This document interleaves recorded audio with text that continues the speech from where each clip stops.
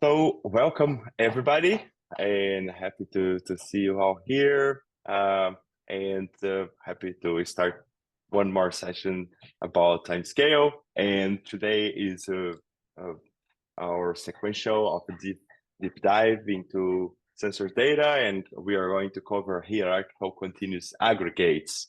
And we are just doing this. I'm always calling to action people in the community as a way that we can gather more information from folks that are in different industries. So we are here for the sensors data, and the idea is that we can just try to define industry standards. There are too many folks using Timescale and that are from the same industry. So why not join experts, discuss these things? And today is a special class about how hierarchical continuous aggregates works. And also I would like to let you empower you to discuss this with your team and how you can better configure this technology for you. So what we have in progress is on Timescale/templates into our GitHub, and you can check your first PR there. It's the first pull request, the only open one, and that's the pull request that I'm going to discuss the code today, and we are going further on understanding of the continuous aggregates. So this is our template to quick start, and this is on sensors, but we are also doing the same for finance. And on finance, we are in the 50th week. So this is the second week for sensors. And if you are interested in other types of things, this week we are going to talk about downsampling algorithms for finance. And yeah, we are going to move similar things in the next 2 weeks also here, and be covering similar topics and how Timescale can be better configured for this industry. So in the previous week, we talked about several models, too many ideas, 2 possible ways of building, naming, structuring your data. And one important thing is the configuration that you are going to use. So we talked about making it flexible as we can and trying to make it really extensible. So instead of just introducing, let's say, inlining all the names and everything, we can use SQL variables. So SQL variables are quite primitive, like not the most efficient thing, but this is a good start because you can just run SQL using SQL -f the file, and then in the top of the file you can define this variable. So you can say \set and then hypertable, and then you put the name of your hypertable or an expression, and if you just replace it in the code. So for example, here if we see the create table, you can see like column hypertable. So there it will be replacing the name, and then you can see the same for the segment. You can see the same for the payload name and payload type. So I'm calling payload as like, hey, it's something that we need to store there. And this is the values that we are going to store in this case. So for example, in this case, it would be like simple. And then we have a device ID, and we also have the value. So that's a very, very simple table that just take a sample from a device and store it in a database. So that's the scope that we are bringing today for learning about hierarchical. And the hypertable is just splitting the data. So now, as you see, it's splitting by 1 week per data, 1 week per table. So we are going to have this partition time-based here. And for the continuous aggregates, the story is like, hey, let's challenge ourselves and let's continue building this very dynamic thing, because for some folks, it will be maybe like 1 minute, 1 hour, or 1 day for the hierarchical continuous aggregates. For the other folks, they will need different time frames. So I was thinking, let's use some dynamic SQL so we can just make it do what we need and make it very configurable that people can just try. So in this example, we are setting up the template for hierarchical continuous aggregates. So we can say, well, our continuous aggregates, or the name of our table is simple, and we want to get some value column from it. And if this is the first table, the first time frame, let's say the minimal time frame, that's like 1 minute, then we are going to use the raw hypertable. We are going to get the data from sample. But we have the CAG name here, and we also store the CAG name as we iterate, so we can also have access to the previous continuous aggregates name. And the other parent continuous aggregates will get the value from the previous continuous aggregate. So in the end, it will be something like this. So we will have the StatsEgs 1 minute sample that is just getting time bucket of 1 minute and getting the StatsEgs from the sample. And then we will get the 1 hour sample that will go and roll up the previous data from 1 minute. So it will never touch the raw data again, never read anything from the raw hypertable, and we will have the same for 1 day going to the hour level. And this is very important to understand that these components _agg, they contain this special function named the rollup, which allow us to merge smaller frames into bigger frames and combining metadata of these things. For example, in StatsEgs especially is done, and you can extract several types of functions there. You can extract, for example, average, but you can also extract a standard deviation or other qualities on data changing. So all types of small statistics, for example, average, if we are going to do an average and store the average inside our materialization, and when we get the roll up thing in the next level, it would be the average of the average, and then it would have a mathematical distortion in the numbers. So with this _agg components, we can roll up and we can also mix the data from these components and still have like a very accurate average as if you go to raw data. So that's the advantage. And most of the components in the toolkit, they are done to work in this way. They are parallel safe, and they are very fast, and they support window framing as well. So you can slide windows and do several things with _agg functions, and I will cover more of it later today. So let's talk about all the details of hierarchical continuous aggregates. So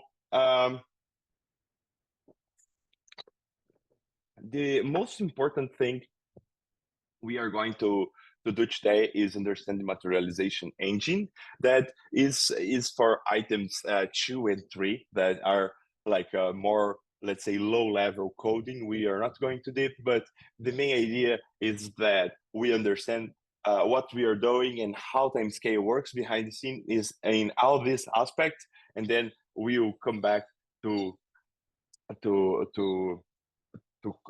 policies in the end, just like for touching it in a little, because we are going to talk about the policies for continuous aggregates and hierarchical aggregates, and not only policies for hypertables in general. So interval and granularity. So when we talk about interval, we are talking about how much data density we will have. So if we are, let's say, having a frequency of like hundreds of events per second, if I'm having millions of events per second, even in this way, I will end up aggregating it at some upper level of, let's say, a millisecond or second, and then this smaller aggregation that you create will define the data density and all this spread of how you combine. For example, do you need minute, hour, or do you need some different time frame? So, for example, in the past or 2 weeks ago, we were discussing similar things with finance folks, and a community guy come and just share his case, and he was like, "Oh, my continuous aggregates are 30 seconds and 6 hours. So they are just trying to create more proportions that will like balance the granularity of the data instead of just thinking on the most convenient metrics that we have into our society. So it depends on how you are going to analyze the data and how you are going to make it, but this will also define how you search your data, right? So if you think about your retention, probably you have let's say a longer retention for less granular data and a minimal retention, and just let's say minimal not, but let's say retention that you need for your business in the resolution that you need until you need it. Because let's say some very high resolution data doesn't mean too much after a few days or years, depending the nature of your business, right? So the chunk time interval for continuous aggregates is one thing that today is 10 times bigger than the previous continuous aggregates. Just to think about it, like we need to guess the size of the partition, and then like we need to put something there. So the default value is always 10 times bigger than the previous hierarchical time frame. So, but you can also do a set chunk time interval on the continuous aggregates, and here are some numbers.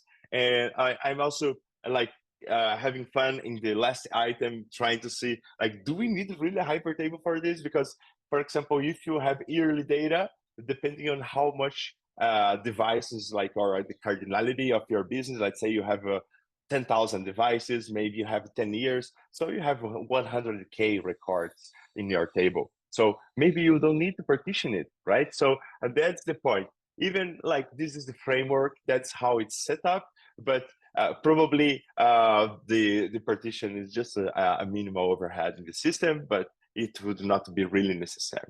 But you can break down and set new chunk time intervals, and this chunk time interval will also be based on the cardinality, because if you have 1,000 devices versus 1 million devices or 1 million metrics, depending on this, you have a very, very different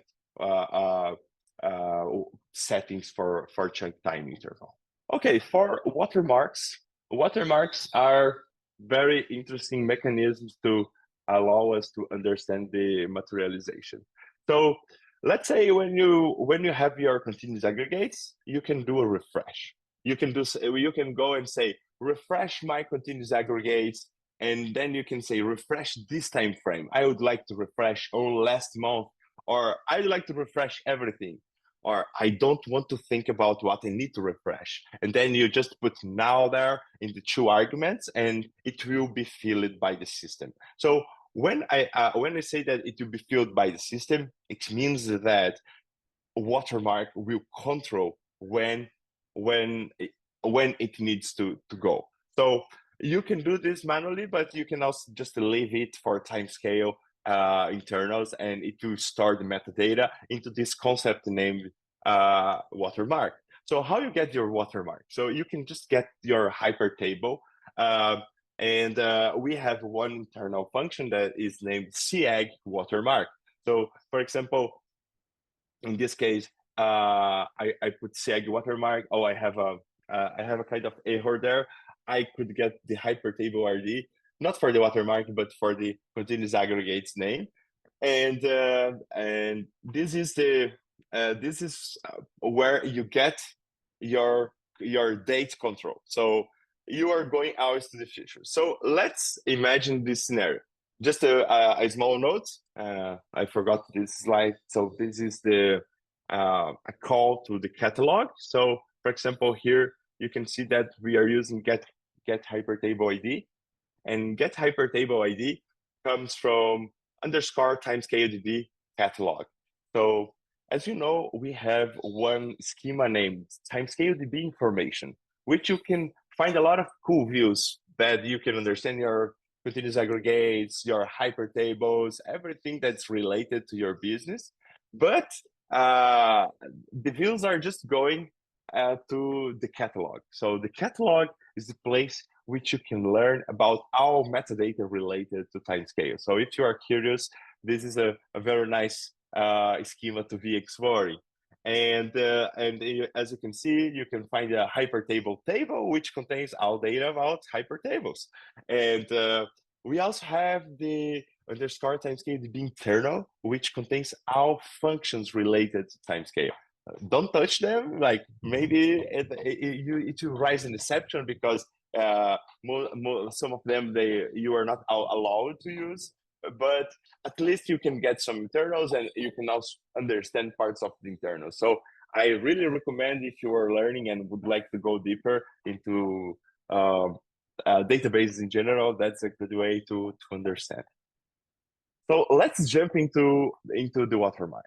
So think about that threshold and the watermark that you are using. So when you say, for example, I'm going to use something of 1 hour, so I get and I will walk until the next hour. So I need to put the watermark somewhere to just say, hey, I'm going from here to here. So here are some very technical explaining I got from the documentation just to try to get you into this. So the most important things is Timescale don't want to leave anything behind. So it's important that everything that happens or is executed right when we are going to refresh, or it will be done in the next refresh. Let's say if something is happening, I'm not going to be able to process this. Oh, okay, this will become processed later, and this is also very focused on performance. So we need to do very little touches, and that's the way we find a way to resolve this issue. So the first thing, we have two transactions, and the first transaction is the only one that's quick, but it blocks something. And what it blocks? It blocks the own record related to the refreshing that continuous aggregates. So let's say I cannot refresh twice the same continuous aggregates in parallel, because let's say I'm going to select a small piece of window that I'm going to walk through, and I'm going to ping my watermark later at some point. So this is the only moment that I say, hey, here I am going to get a new background job to upgrade this part of the materialized view that is still pending, right? And the second one is the operations that's like really refreshing and deleting or updating or inserting new rows in the materialized view, right? So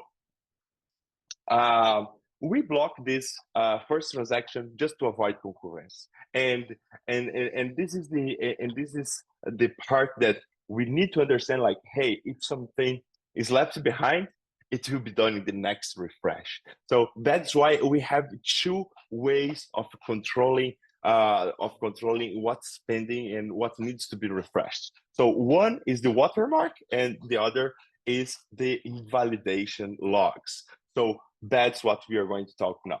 So when you are backfilling some data, let's say you are touching a place that your threshold is not there anymore. Your watermark is already in the future. So you need to say, hey, I need you come back there. So when you do something, when you do some updates, you end up going to invalidation log. So let's take a look on one example to let us understand what we are talking here. This is a very simple example that is sampled by hour. So we are going to have one count of total records per hour. So that's it, right? So we just wanted to see, oh, our sensors is emitting 10 times per hour or 100 times per hour. We are not like, we don't care about device IDs or anything. This is just to understand the concept, right? So and then we start inserting some data. So let's think we start from past to present. So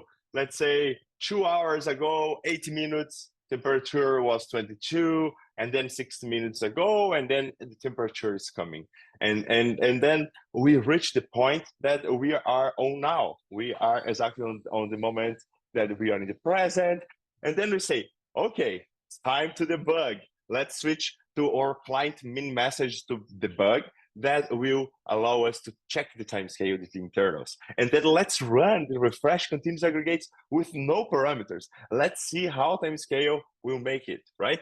So running it, we can see this yellow underscoring the window that it tries to refresh. So the window is everything, the entire database from minus 4000 BC, like the beginning of the world or something in IT.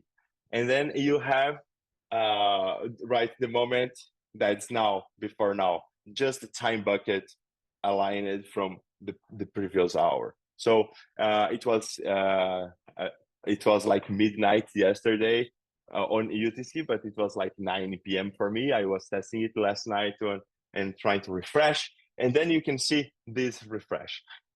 Okay, it just refresh from the far past to the present. So it goes, find the last record and say, well, this last record, if I go and shrink to the time bucket of this view, this belongs to this hour. So it just closed that hour. And then it goes and insert data now from now to the future. Let's say we are advancing the future. We got one record 10 minutes from now, another 32, and another 1 hour late. So we have 2 hours of records now, and then we refresh it again. So what's going to happen?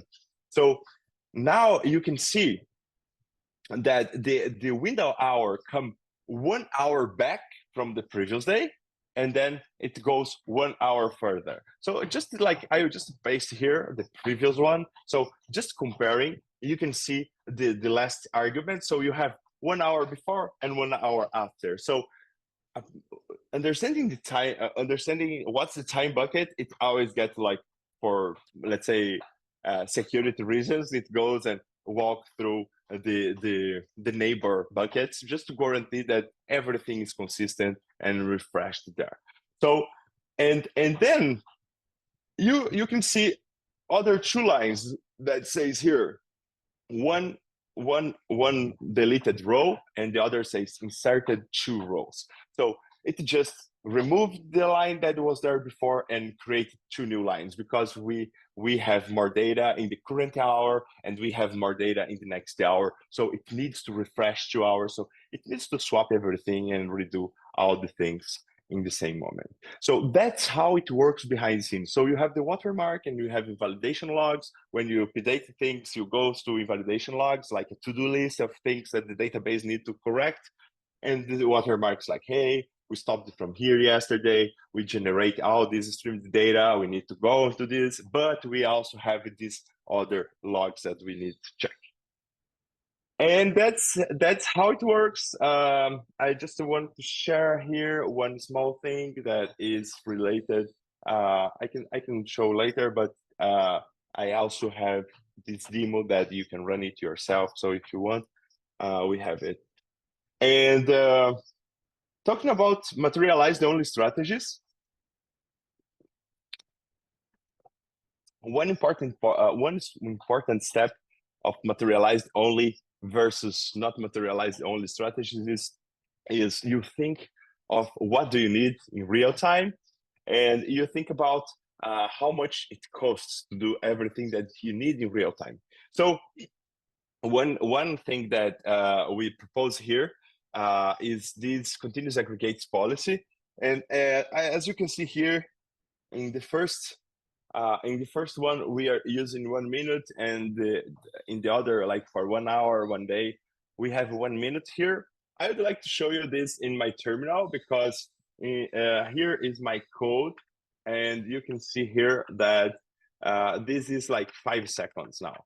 So this 5 seconds means that we can do much faster refreshes into the other hyper tables. And just to thinking about how this processing works. So you always will be just going to the previous hyper table, to the parent continuous aggregate. That's just a very small, fast, minimal table with just a few records. So it's very, very fast. I put 5 seconds, maybe 1 second would also be working well. And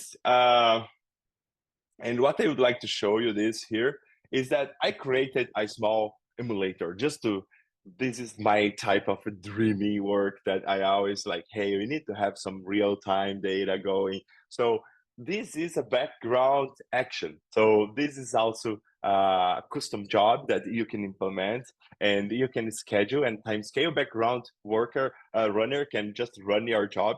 In this case, we are generating sample device data every 5 seconds, and we generate, here you can see, we generate data for 10 devices every 5 seconds, and we generate just like using now. So it's like present data, every 5 seconds, something is happening there, and then we have this data in the database.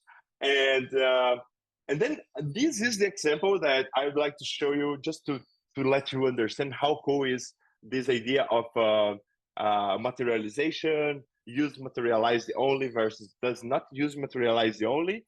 And this is one idea from Fabrizio, the core developer that was working on the hierarchical continuous aggregates, and he was sharing something like, you can keep all things refreshed and materialized, and it will be very cheap for the database if everything is already, let's say, orchestrated in the right order. So in this case, my query is just going to my 1 minute, 1 hour, or 1 day, and a monthly sample stats eggs, and we are calling here the average as a kind of pipeline operator. So this is our methods that are _egg can also be accessed with this arrow. This is also an alternative syntax. And we are joining, let's say, our previous devices and everything to just check. So that's here, and I will just go and show you this in action here because the code is running. Yeah, so as you can see here, the average 1 minute is refreshing. Let me just increase a bit of the font so everybody can see it a bit better. Yes. So, and then you can see here, like, for example, device 1 average is, the 1 minute average is 51, but we are also changing the 1 hour average in real time. And we can also change the 1 day in real time and so on. So they are all refreshing together.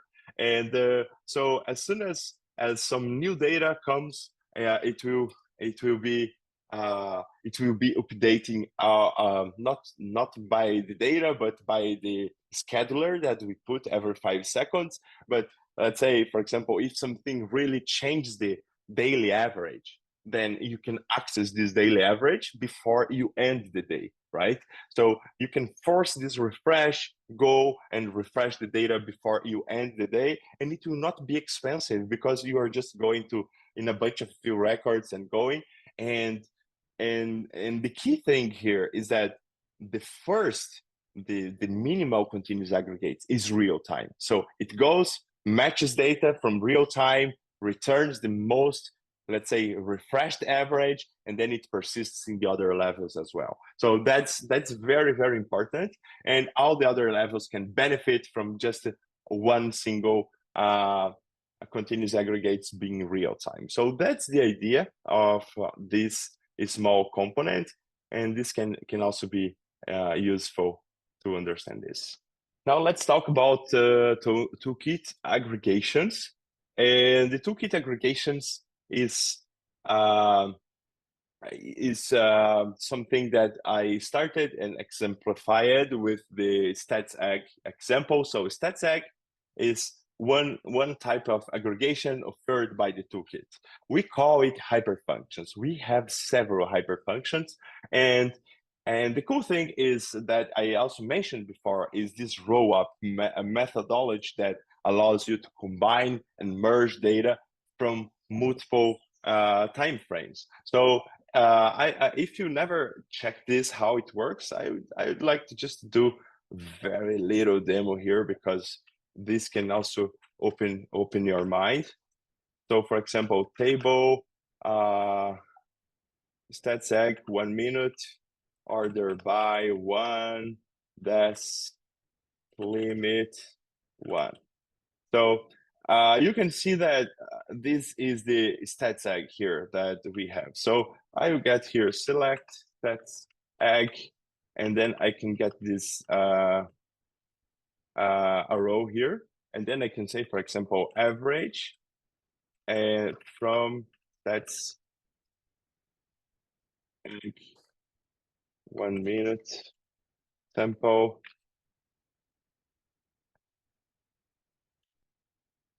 And then like, for example, I can do other stuff here. So for example, ag variance. Oops, it's not time. It's bucket. Let's put in the first place, bucket.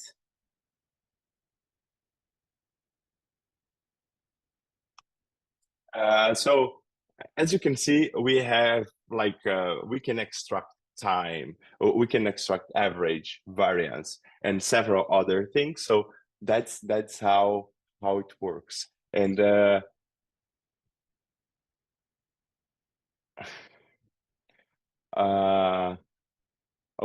I just saw Francesco question. I will answer it very soon, Francesco.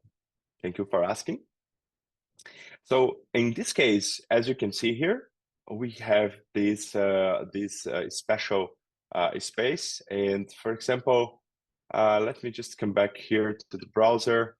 If we go to docs timescale here, and if we go here and just say stats eggs, you can see here one variable, that's what we are using. And then you can see here, for example, average, kurtosis, non-vowels, skewness, standard deviation, all these types of functions that you can be combining, and you can be reusing all these from the same metadata, right? So that's a very, very important step. And for these functions, for the aggregation functions offered by the toolkit, we have several types of functions. And this is all very modern, called, it's a Rust extension. Let's say it's a Postgres extension, but written in Rust. And we have several types of analytics functions that can be combined into multiple time frames, and can be really working very fast and doing some calculations in the database level.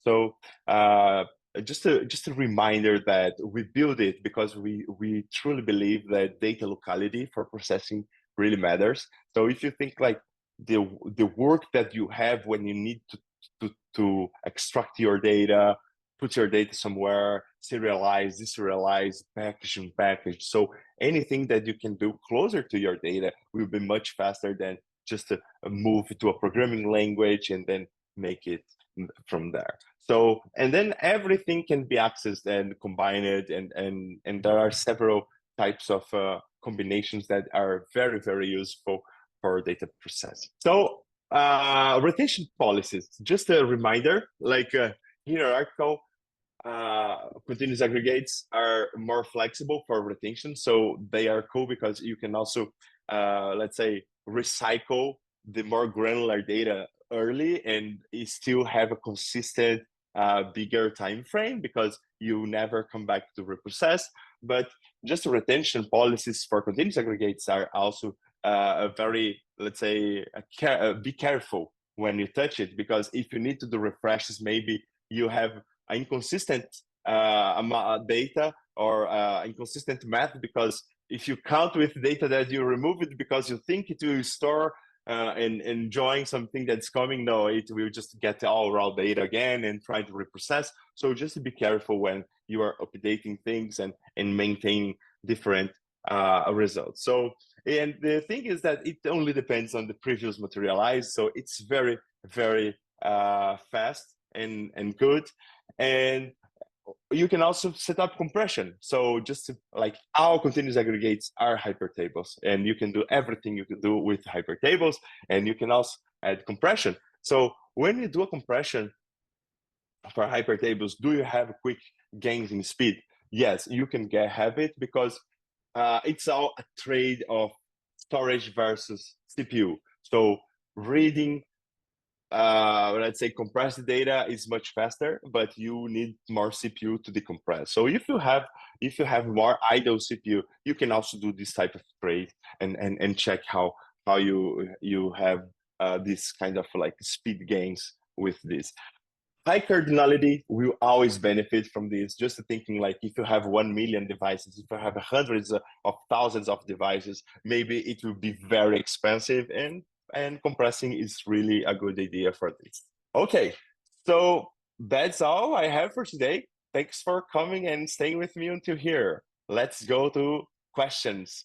I will answer live. So the question that is now is, what happened in a disaster scenario?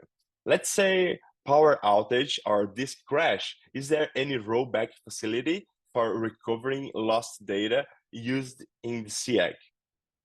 Well, Postgres just works as a OLTP. So this is a transaction database. So everything that's in the transaction will be there. What was not committed will not be there, Francesco. So that's how it works. And there is, I cannot see exactly what type of recovery do you expect for this moment, because maybe, let's say you have your data somewhere. I'm not sure exactly what kind of scenario you are going in this crashing scenario, because if you lost the data, probably you have like a gap in your data. If your data is somewhere else, you can just backfill the data and just refresh your continuous aggregates. But just remember, everything is transaction and safely done or undone. So it's all or nothing. Yeah, I hope it helps. Okay, that's all. Okay, folks, just a last quick tip.